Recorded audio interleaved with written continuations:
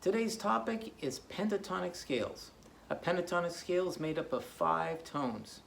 We're going to take a look today at an E minor pentatonic scale. We'll have 5 fingerings across the fretboard. An earlier video used the same idea, except all the forms stayed in first position. I based it on a chord progression that went E minor, G, A minor, and B. We used that chord progression as kind of a harmonic bass. And then we went and played the scale in first position, starting on the tone that this chord would be. So if we had an E minor chord, we'd start the scale on the note E. If we had a G chord, we started on the note G. A minor chord, A. And a B chord.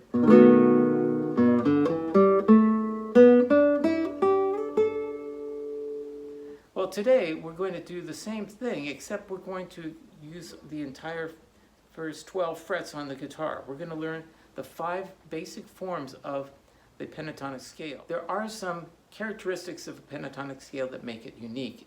One element that makes it unique is that there are only 2 tones per string. So you may have already noticed that when I did the first scale, I went open 3rd fret, open 2nd fret, open 2nd fret, open 2nd fret, open 3rd fret, open 3rd fret. 2 notes per string. So the right hand pattern would stay consistent as you make string changes. It's a great way to practice the right hand by itself even. And we mentioned this before, practicing the right hand and getting better at moving across the strings more comfortably and floating that arm back and forth. The same is true for the left hand, making sure that you're using good leverage with the left hand fingering, placing the thumb behind the 2nd and 3rd finger, and making sure that as you come across the strings, that the hand and the thumb are following each other.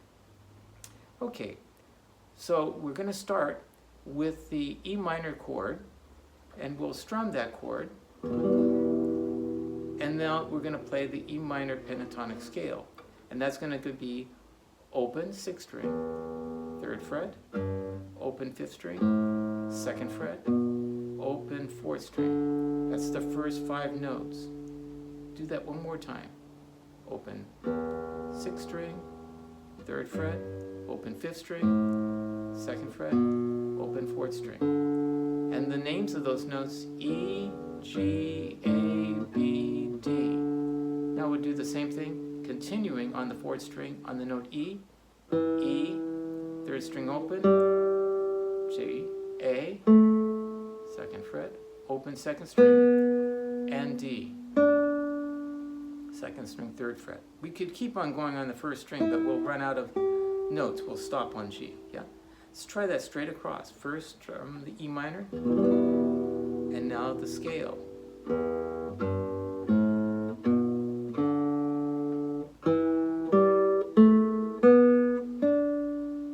Now the G chord. Strum 6 strings. And now a different fingering, we'd be in 2nd position, and that's going to start on G, so we'll have G, A, B, D, E. Try that. G, A, B, D, E. And we'll continue with the 4th finger, G, A, B, D, and E. If we kept on going, we'd have a G and an A. Let's do that all the way through. We'll strum the chord first. You want to strum the G chord with 2. And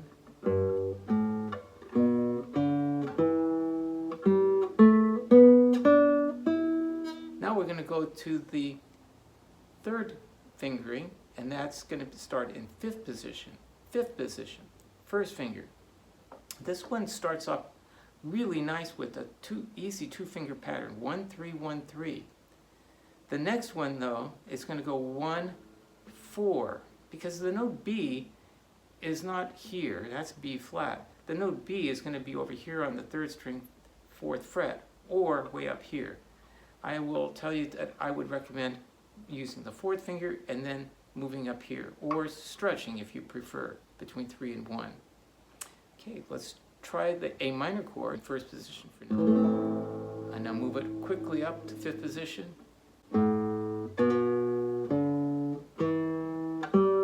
And now starting on A here.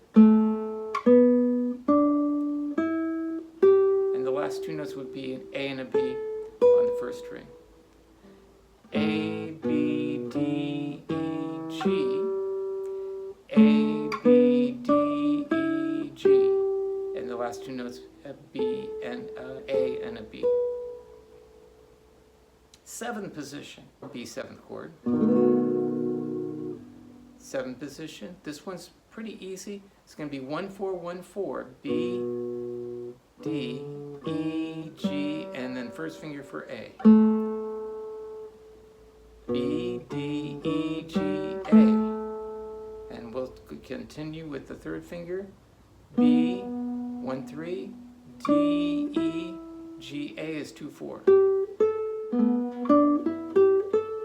B, D, E, G, A, and the last 2 notes, B and D. Excellent.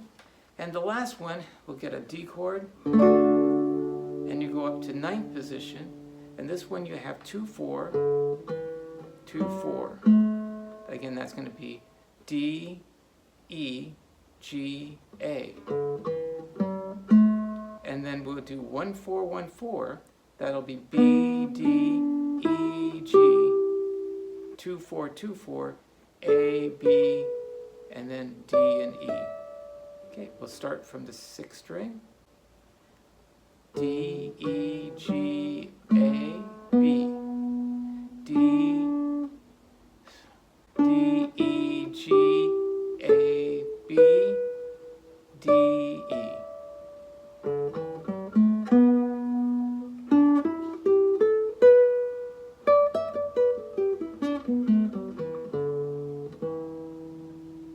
Now the pentatonic scale, I should tell you, is one of the most ancient scales. We find it in the music of the ancient Greeks. We find it in chant melodies from the Gregorian chant. We find it in music from Japan, from the Far East, music in Northern Africa. We find it in folk music. We find it in pop music, Starry, Starry Night, Gershwin's I've Got Rhythm, and countless other songs and melodies. From the gospel tradition, Amazing Grace, to folk music from Ireland. So this scale, these scale forms that we just did, they transfer in different keys. The fingering would change if we were in a different key, but if we're in the key of E minor, what we just did will work. If we're in the key of G major, that's the relative major of E minor, it would also work in the same places. So let's practice it again, and you have 2 ways that you can practice, well, 3 ways. You can just practice the scales, just straight as it is, and do all the 5 different patterns. Or you can insert the chord ahead of time just to kind of give it a harmonic foundation. So you strum the E minor chord in, and then the G chord,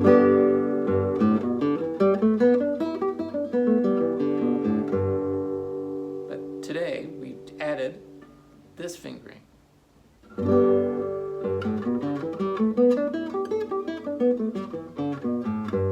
So this fingering actually extends a little bit further because you can get all the way up to the note A. And then the next one, A minor chord, and we go to 5th position.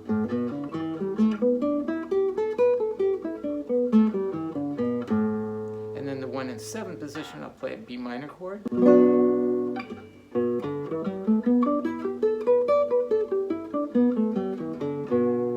And now I'm going to go to a D chord.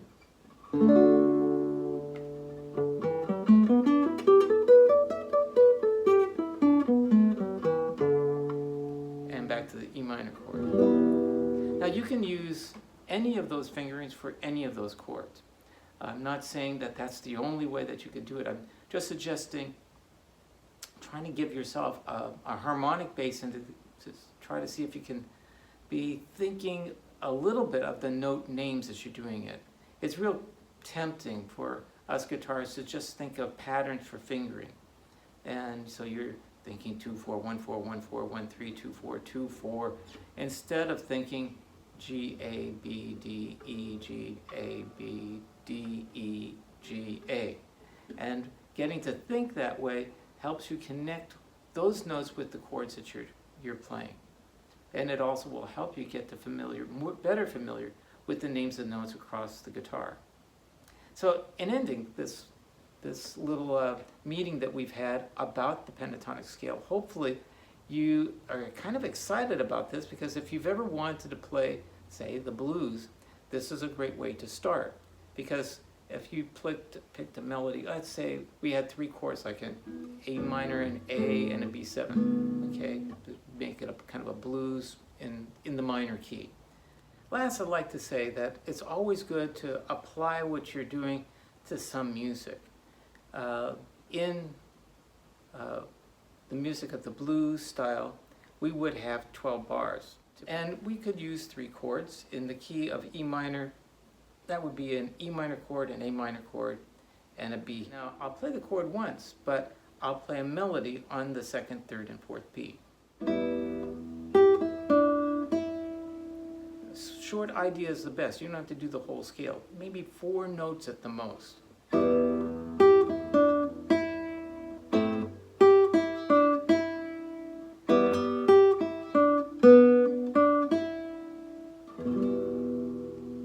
So our chords went da da da da, A minor, da da da da, and E minor, da da da da, E minor. Next 4 bars will go A minor, da da da da, again, da da da da, and E minor, da da da da, B7, da da da da, A minor, da da da da, E minor, da da da da, B7. Now from the beginning, strum once and 4 notes. Repeat. E minor.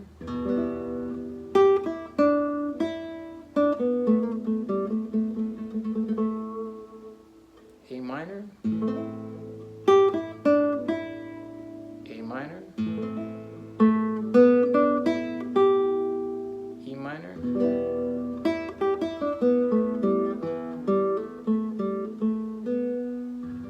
B7. A minor. E minor. B7. Let's move to 7th position.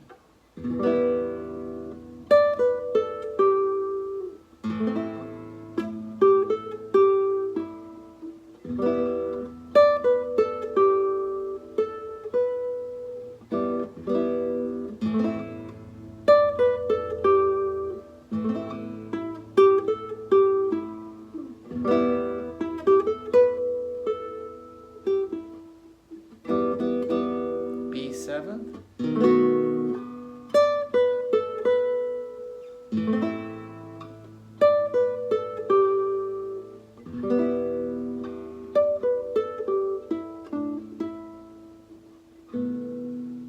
We'll try 2nd position.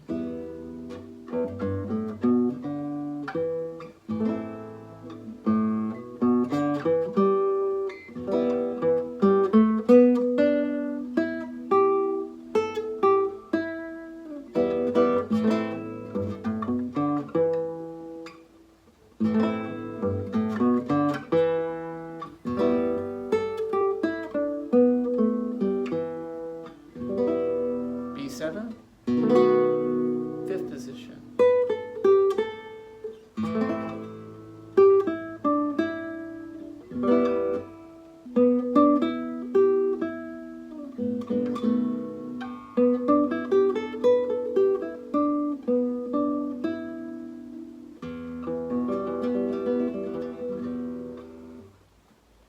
Again, I just giving you an idea of how you could practice it. You've got a chord progression, you've got the pentatonic scale, 5 forms. If you've memorized it, I would recommend and try to see if you can create a melody and repeat it a few times or change it a little bit, but basically keep to kind of a theme as you're going through it. And each time you go through and start over again, you could change the idea.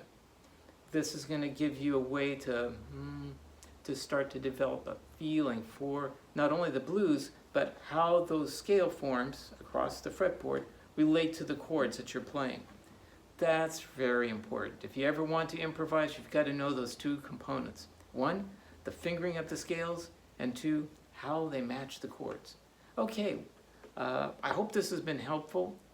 If you have questions or comments, feel free to write them in the comments below, or if you like, at the end of this video, you'll have my email address, and you can email me directly, and I'll be happy to respond to your questions. That's, I think, all for today. I wish you happy practice. Till next time.